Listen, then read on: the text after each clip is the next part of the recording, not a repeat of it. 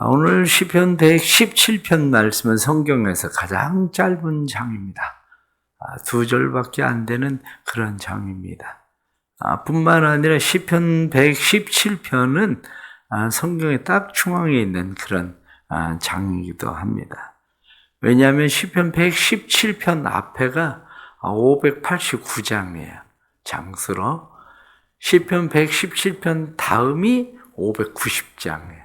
그러니까 시편 117편은 590장이 되는 것, 이렇게 따지면 590장. 그리고 그 뒤도 590장. 그렇게 되는 거죠. 그래서 시편의, 성경의 전체 딱 절반을 가르는 장이 시편 117편이기도 합니다. 오늘 시편 117편은 성경에서 가장 짧은 장이지만 시편 118편을 넘어가서 시편 119편이 나오면 시편 119편은 성경에서 또 가장 긴 장이에요. 그래서 성경의 가장 짧은 장, 성경의 가장 중앙에 있는 그러한 장이 시편 117편이다. 이렇게 생각하면 됩니다. 오늘 시편 117편은 모든 나라, 모든 백성에게 하나님을 찬송해라. 그리고 하나님을 찬송하라고 초대하는 그런 장입니다. 그래서 시편 117편은 크게 나누면 그렇습니다. 1절, 2절밖에 되지 않지만 1절에서는 모든 나라, 모든 백성들아 하나님을 찬송해라. 그리고 하나님을 찬송하라고 초청하는 거죠. 2절에서는 하나님을 왜 찬송해야 하는가? 하나님을 찬송해야 되는 이유에 대해서 성경 2절에 나타난 말씀인데 그가 우리를 향해서 인자하시고 뿐만 아니라 진실하시고 그는 영원하신 분이기 때문에 그분을 찬송해야 된다. 이렇게 말하고 있는 거죠. 그리고 맨 마지막 뒤에 나타나는 할렐루야, 그것은 외침이라고 우리가 이야기하죠. 모든 나라, 모든 백성들은 하나님을 찬송해라. 왜 하나님을 찬송해야 되는가? 그분은 인자하시고 진실하시고 영원하신 분이기 때문에 할렐루야. 이렇게 외침으로 끝나는 것이 바로 시편 117편에 나타난 말씀이죠. 그러나 짧은 장임에도 불구하고 이 짧은 장은 우리에게 굉장히 중요한 의미를 주고 있는 그런 장이기도 합니다. 오늘 1절에 나타난 말씀 보면 너희 모든 나라들아 여호와를 찬양하며 그렇게 되어 있습니다. 하나님을 찬양해라. 이렇게 하나님을 찬양하라. 성경이 말씀하고 있는 이 찬양, 이렇게 나와 있는, 앞에 나와 있는 찬양하며라고 되어 있는 것은 할렐루라고 되어 있대요. 할렐루. 그런데 그 뒤에 나타나는 너희 모든 백성들아 그를 찬송할지어다 하고 말씀하는 찬송, 이렇게 말하고 있는 것은 샤바흐, 이렇게 되어 있다고요. 그러니까 성경에 찬송한다고 하는 말의 의미는 굉장히 많이 다양하게 사용되고 있는 그런 말이기도 합니다. 왜냐하면 보편적으로 우리가 지금 말씀에 나타나는 할렐루, 그러면 하나님을 칭송하고 자랑하라고 하는 그런 말이거든요. 하나님을 칭송해라, 하나님을 자랑해라. 샤바흐 하는 말도 큰 소리로 하나님을 찬송하는 것을 샤바흐, 이렇게 이야기합니다. 그래서 할렐루라고 하는 것도 야라고 하는 것은 여호와를 이야기하는 거거든요. 그러니까 할렐루야, 그러면 여호와를 찬송해라, 이런 거거든요. 그래, 샤바흐, 그러면 춤을 추며 큰 소리로 하나님을, 승리에 대해서, 승리를 주신 하나님에 대해서 높여 소리 부르고 기뻐하며 부르는 노래를 샤바흐, 이렇게 이야기합니다. 오늘 나타나는 이런 말씀뿐만 아니라 성경은 이런 찬송에 대해서 여러 가지 말들로 사용을 하고 있습니다. 그런데 시편 147편 12절 말씀에도 보면 예루살렘아 여호와를 찬송할지어다. 여기서는 찬송, 샤바흐, 그렇게 돼 있고, 이어서 시온아 내 하나님을 찬양할지어다. 그럴 땐 찬양, 할렐루, 그렇게 돼 있다고요. 이렇게 성경은 여러 말들로 사용하고 있는데 또 하나 사용되고 있는 말 중에 하나가 바룩이라는 말입니다. 바룩은 하나님이 우리를 향해서는 축복의 말이에요. 축복한다. 그런데 인간이 하나님을 향해서 할 때에는 축복이 아니라 하나님을 찬양한다. 하나님을 노래한다. 이렇게 돼 있는 거죠. 우리가 신약에서 나타나는 말씀, 에베소 1장 나타난 말씀에 하나님을 찬송해라 하고 말씀하고 있는 것은 유르게토스라는 말을 씁니다. 유르게토스. 그래서 하나님을 찬송한다. 이 유르게토스라고 하는 말은 찬송, 그것은 조금 우리가 이야기하고 있는 신약 구약에서 말하고 있는 찬송과 조금 다른 것은 유르게토스라고 하는 찬송은 덕담이에요. 덕담. 하나님에 대해서 좋은 이야기를 계속 좋은 것을 말하는 거. 그런 거죠. 그러면 우리 말들에는 그런 것들이 사용될 때 찬미라는 말도 나오죠. 찬미. 그러면 찬미는 하나님의 덕을 칭송하고 노래하는 것을 찬미라고 이야기합니다.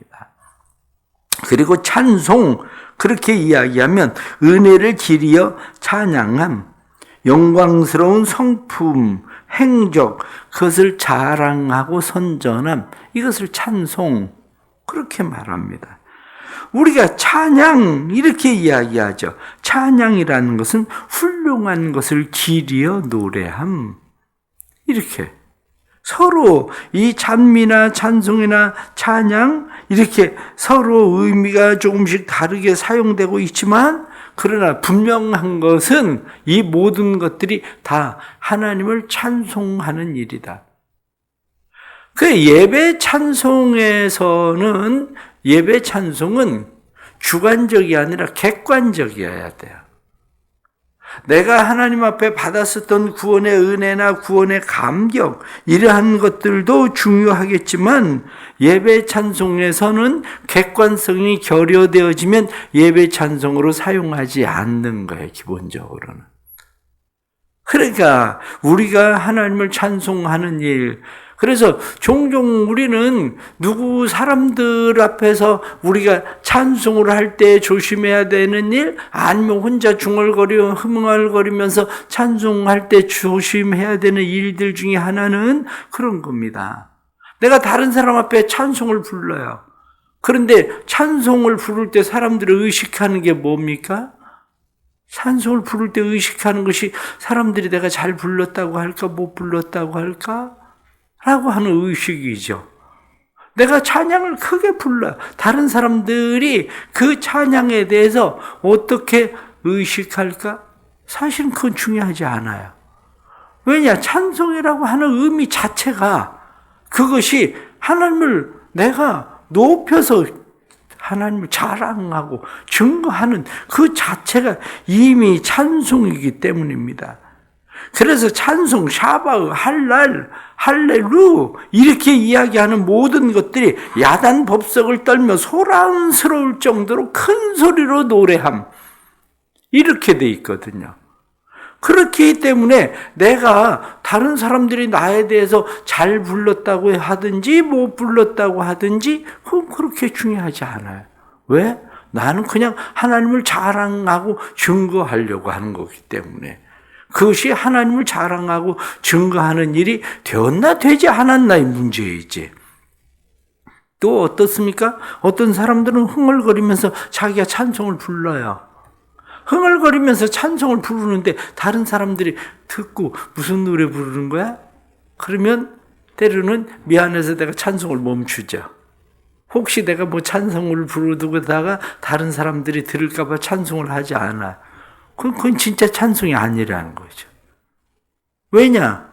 내가 다른 사람에게 하나님을 자랑하고 칭송하고 높이는 건데 내가 혼자 흥얼거리다가도 다른 사람이 그걸 듣고 그 무슨 노래 하는 거야 뭐야? 이렇게 이야기할 때 그것을 멈춘다는 그 자체는 이미 내 안에 하나님을 그렇게 찬송하고 노래하는 게 아니라 그냥 혼자 중얼거림일 뿐인 거죠. 진짜 하나님을 높여드리는 그런 게 아니라. 그래서 어떤 장소에서 사람들이 주일 저녁마다 찬송을 좋아하고 악기를 좋아하는 사람들이 모여서 찬송을 부르고 악기를 연주를 해요. 근데 지나가는 사람들이 지나가다가 본다는 거야. 그래 부담스러워서 안 하기로 했다고 그러더라고. 그거 왜 한 거예요? 그냥 노래 연습하려고? 그건 노래 연습일 뿐이지 하나님을 찬송한 것도 아니고 그냥 노래 연습한 것 뿐이에요. 그것은 결국 우리가 하나님을 찬송한다 이렇게 이야기할 때 하나님을 찬양한다 샤바흐든지 할랄이든지 우리가 하나님을 자랑하고 칭찬하고 하나님을 높이는 모든 것들이 할랄이나 우리가 샤바 이 모든 것들은 하나님을 칭찬하고 자랑하는 행위의 강조형이다. 그래서 자랑스럽게 여기다 높이다.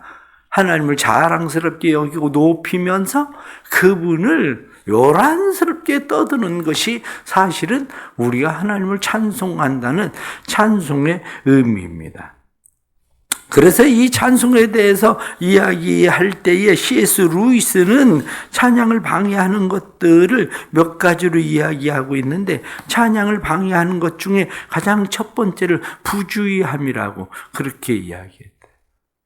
부주의함이 왜 찬양을 방해하는 것이 되냐? 이렇게 이야기할 때 자기가 진짜 하나님에 대해서 의식하고 하나님을 찬양하고 하나님을 높여야 된다는 의식이 없이 그냥 부르는 거죠.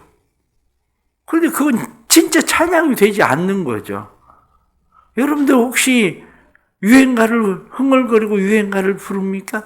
아니면 핸드폰에 전화가 왔을 때에 거기에 유행가 가사가 나옵니까? 그거는 진짜 그 유행가 가사하고 나하고는 별 상관이 없는 그런 얘기거든요. 그게 마찬가지로 우리가 부주의함, 하나님에 대해서 의식적으로 우리가 하나님을 그렇게 찬양하지 않는 일들, 그것은 진짜 찬양이 아니라는 거죠. 두 번째로 이야기하는 것은 다른 것들에 주의를 기울이는 것. 그렇게 돼 있어요. 조금 전에 제가 말씀을 드린 것처럼 내가 찬양을 부르는데 내가 찬양을 부를 때 진짜 주의를 기울여야 되는 것은 대상은 하나님이시라는 거예요. 내 찬양을 들으시는 분은 하나님. 나는 그분에게 찬양을 드리는 것. 그런데 다른 것에 주의를 기울이는 것? 그것을 무엇라고 이야기하냐면 이미 대상이 하나님이 아니라 사람이 되는 것. 대상이 박자가 맞나? 이렇게 생각하는 거. 박자하고는 사실 별 상관이 없다는 거예요. 그거는 가사를 우리가 음미하면서 부르는 자체도 그 가사가 하나님에게 돌려지는 가사여야 되는 거지. 그게 내가 마음에 얼마나 은혜가 되느냐. 아니, 내 마음에 은혜가 되는 거하고 찬송하고 사실은 무슨 상관이 있는데? 내 마음에 은혜가 된다는 이야기는 내 마음의 감동을 하나님 앞에 드리고 싶은 것 뿐이지. 그러니까 찬양단원들이 조심해야 되는 것들이 바로 그런 거예요. 찬양단원들이 조심해야 되는 것은 찬양단원들의 대부분의 많은 사람들이 찬양이 아니라는 거예요. 왜? 그 사람들은 하나님을 의식하는 게 아니라 거의 사람들을 의식하고 찬양을 부르고 그 사람들은 늘 박자에 신경을 쓰고 이 사람들은 자기의 감정에 파묻히고 그럼 그건 하나님하고 별 상관이 없는 C.S. 루이스가 이야기하는 다른 것에 주의를 기울이는 부주의함. 여기에 의해서 이들은 진짜 찬양이 안 된다는 거예요. 세 번째로 이야기하는 것은 탐욕이라고 돼 있어요. C.S. 루이스는 이야기할 때 탐욕. 왜 탐욕을 거기에다 집어넣었느냐? 탐욕을 거기다 집어넣은 이유를 C.S. 루이스는 우리의 욕심이 찬양을 받으려고 한다는 거예요. 찬양으로 나를 만족시키고 충족시키려고 한다는 거예요. 힘들고 어려울 때 찬송 부르죠. 힘들고 어려울 때 감사함으로 찬송 부릅니까? 찬송을 부르니까 더 슬퍼집니까? 왜 나만 겪는 고난이냐고? 찬양을 부르는데 하나님, 나만 겪는 고난인 줄 알았더니 나만 겪는 고난이 아니라 하나님 은혜입니다라는 마음으로 부르는 게 아니라 왜 나만 겪는 고난이냐고 부르니까 눈물만 더 펑펑 나와. 내 감정만, 그 찬양이 아니라는 거, 그거 진짜. 그거는. 결국 우리가 부르고 있는 찬양들이 C.S. 루이스가 이야기하는 것처럼 부주의함, 다른 것들의 주의를 더 끌리고 내 마음이 스스로 그걸 통해서 내가 위로를 받고 무엇을 하려고 하는 이러한 것들은 사실은 그건 진짜 찬양이 되지 않는다. 그렇게 이야기를 합니다. 그럼 어떤 것이 우리의 찬양이냐? 이렇게 이야기할 때 찬양은 하나님 앞에 드리는 입술의 제사다. 나를 하나님 앞에 드리는 제사가 찬양이다. 나를 하나님 앞에 드리는 찬양이 제사가 된다는 것은 전 인격으로 하나님을 찬양해라. 그래서 내 인격, 건성이 아니라 내 인격의 전체를 드려서 내가 제물이니까 왕 앞에 나를 제물로 드리는 전 인격이어야 된다는 것이죠. 나를 하나님 앞에 드리는 인격. 그래서 나를 전체, 하나님 내가 산 제물입니다. 너희를 거룩한 산 제사로 드려라. 이렇게 말씀할 때에 내가 어떻게 거룩한 산 제사가 될까? 그것은 입술의 제사. 내 입술로 찬송의 찬양의 제사로 하나님 앞에 나를 드리는 것. 전 인격의 찬양이 되게 하라. 두 번째로 이야기하는 것은 가장 좋은 선물을 드리는 마음이어야 한다. 시편 69편 31절 말씀에 이것은 소 곧 뿔과 굽이 있는 황소를 드림보다 여호와를 더욱 기쁘게 함이 될 것이라. 내가 드려지는 찬양이 하나님 앞에 황소를 드림보다 더 기쁨의 하나님의 제사가 될 것이다. 그래서 황소를 드림보다 더 좋은, 가장 좋은 것으로. 그렇다면 찬송을 부를 때 가장 좋은 목소리로 찬송을 부르려고 하세요. 그냥 따라서 흥얼거리듯이 그냥 부르는 게 아니라 내 가장 좋은 목소리로 내 가장 성심을 다한 그러한 제사를 하나님 앞에 드리려고 해라. 그런 거죠. 그래, 교회에서 강단에서 여러분들 찬송을 부를 때에 보면 사실은 보이죠. 입만 뻐끔뻐끔 붕어 입 뻐끔거리듯이 건성으로 부르고 있는 건지 아니면 성도들이 마음으로 찬송을 부르고 있는 것인지가 보여요. 사람도 그게 보이는데 우리의 심장을 아시고 폐부를 살피시는 하나님께서 그것을 모를 리가 있겠습니까? 때로는 목사도 찬송을 부르다가 2절 불렀는지 3절 불렀는지를 잊어버리는데 그것도 강단 위에서. 그러면 그 찬송을 과연 하나님이 받으실까? 하나님이 받으시는 가장 좋은 선물은 아닌 거죠. 그렇다면 하나님이 받으실 만한, 처음부터 끝까지 하나님이 받으실 만한 가장 좋은 선물을 드리는 것. 오늘 새벽에도 찬송을 불렀는데 여러분들이 잘 안 부르던 찬송을 불렀죠? 그러니까 솔직하게 말하면 여러분들에겐 찬송이 안 됐어요. 왜냐? 따라하기도 바쁘고 가사를 보기도 바쁘고 그러다가 보니까 찬송이 안 되는 거죠. 요즘은 찬송 어플이 나와 있으니까 얼마나 좋습니까? 찬송 어플을 많이 들으세요. 그래서 찬송가를 많이 듣고 무슨 찬송이든지 내가 찬송가를 보지 않고도 부를 수 있는 찬송들, 그것이 사실은 어쩌면 하나님 앞에 우리가 가장 좋은 선물을 드리는 찬송이 될 수 있죠. 그러한 일들이. 그래서 찬양대원들이 찬양을 부를 때 어떻습니까? 왜 많은 연습을 해야 됩니까? 찬양대원들이 찬양을 부를 때? 찬양대원들이 찬양을 부를 때 많은 연습을 해야 되는 이유는 그래야 찬송이 돼요.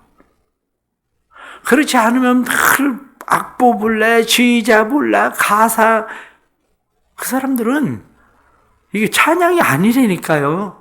대부분의 사람들이 오늘 찬송 부르면서 교인들이 은혜 받았다고 잘 불렀다고 할까 안 할까? 나는 그냥 틀리지 않아 보려고 애를 쓰고, 그리고 나는 뭐 가사 그거 그리고 지휘자 보고 또 불렀다고 혼나는 거 아니야? 또 그런 생각하고. 진짜 찬양이 안 된다니까요. 그래서 연습을 많이 해야 되는 거예요. 찬양대원들이. 마지막은 합당하게 하나님 앞에 드려라. 그 찬송은 하나님 앞에 합당한 제사를 드리는 겁니다. 찬송 받으시기에 합당하신 그분에게, 선물을 받기에 합당한 사람에게 합당한 선물, 찬송 받으시기에 합당하신 그분에게 합당한 것. 오래전에 교회에, 오래전이죠. 뭐 30년 전, 25년 전 교회 어떤 분이 오셨어요. 도와달라고. 그래 내가 1,000원짜리를 줬어. 그때 그 사람이 나보고 뭐라 그런 줄 알아요? 내가 거지인 줄 아냐고. 그리고 성질을 내고 갔어요. 합당하지 않다 이거야. 최소한 나한테 내가 비록 구걸을 하러 왔어도 나한테 합당하게 해야지. 그러면 하나님은 어떻습니까? 우리를 구원하신 그 하나님 구원의 은혜에 내가 구원의 잔을 높이 들고 하나님을 찬송하리라, 이렇게 이야기하는 구원의 잔을 높이 들고 하나님을 찬송해야 될 그분에게 나는 정말 합당한 찬송을 드리고 있는가? 바로 그거죠. 하나님 앞에 합당한 찬송을 드리는 것. 그래서 하나님 앞에 합당한 찬송의 제사를 드리는 것에 대해서 보니까 무엇라고 나와 있냐면, 하나님 앞에 합당하게 드려야 되는 찬송은 속죄의 의미를 담고 있어야 된다. 하나님 앞에 합당하게 드려야 되는 찬송은 헌신의 의미를 담고 있어야 된다. 하나님 앞에 드려야 될 합당한 찬송은 성별의 의미를 담고 있어야 된다. 하나님과 합당한 찬송의 제사는 교통의 의미를 담고 있어야 된다. 속죄와 헌신과 성별과 교통, 이것이 하나님 앞에 들어있을 때 그러한 찬양이 하나님 앞에 합당하게 드려지는 찬양의 제사다. 참 쉽지는 않죠. 그러나 하나님 앞에 드려지는 제사라면 이 정도의 제사는 드려야 하나님 앞에 합당한 제사다. 그렇게 말하고 있는 거죠. 오늘 시편 117편에 나타나는 말씀, 짧은 말씀입니다. 그러나 우리를 구원하신, 인자하신 그 하나님 앞에, 친절하신 그 하나님 앞에, 자비하신 그 하나님 앞에, 영원하신 그 하나님 앞에 우리가 드려야 될 샤바, 할렐루, 그러면서 우리는 할렐루야 그리고 외침으로 우리의 노래가 끝나는 거죠. 하나님만이 영광을 받으실 일입니다. 하나님만이 찬송을 받으실 일입니다. 이렇게 오늘 하루를 살아가면서 오늘은 특별히 여러분들이 마음 가운데 야 그래 오늘 하루 찬송 한 장을 정말 정성스럽게 불러봐야 되겠다. 많이 할 것도 없어요. 많이 할 것도 없고 정말 오늘 하루 중에 찬송 한 장을 정성스럽게 하나님 앞에 불러봐야 되겠다. 이러한 찬송 있는 하루 되기를 주의 이름으로 축복합니다. 기도하겠습니다. 하나님 아버지, 저희들이 하나님의 덕을 칭송하고 자랑하고 선전하는 일, 당연한 일들인데 늘 잊어버리고 살아가는 일들입니다. 하나님을 찬송해야 됨에도 불구하고 우리는 하나님을 찬송한다고 찬송하면서도 너무 사람들을 의식하고 우리가 부주의한 것들에 기울이고 그리고 탐욕스럽게 오히려 내가 그것을 받으려고 하는 마음이 우리 안에 있습니다. 도와주옵소서. 성령께서 우리 안에 은혜를 베풀어 주셔서 찬송의 제사, 입술의 제사, 거룩한 산 제사로 우리를 주님 앞에 드리게 해 주옵소서. 그래서 우리가 하나님 앞에 드려지는 그 찬송 속에 우리를 구속하신 속죄의 은혜가 있게 해주시고, 나를 하나님 앞에 드리는 헌신이 있게 해주시고, 그리고 삶 속에 하나님 앞에 성별에서 드려지는 성별이 뿐만 아니라 하나님과 기쁨을 나누는 교통의 의미가 있는 찬송이 되도록 도와주옵소서. 하나님을 높여드립니다. 오늘도 하나님을 찬송하니 하나님 영광을 받으시고, 오늘도 하나님을 찬송하니 하나님 기뻐하시고 즐거워하시며 하나님의 뜻을 이루는 하루 되도록 도와주옵소서. 주님을 기뻐합니다. 주님을 사랑합니다. 주님을 자랑합니다. 주님 앞에 온전히 서게 해주셔서 오늘도 우리의 삶 속에 입술의 찬송이 떠나지 않는 찬송될 수 있도록 도와주옵소서. 성령님, 오늘도 성도들의 마음을 즐겁게 하시고 성도들의 마음을 기쁘게 해 주옵소서. 예수님의 이름으로 기도드리옵나이다. 아멘.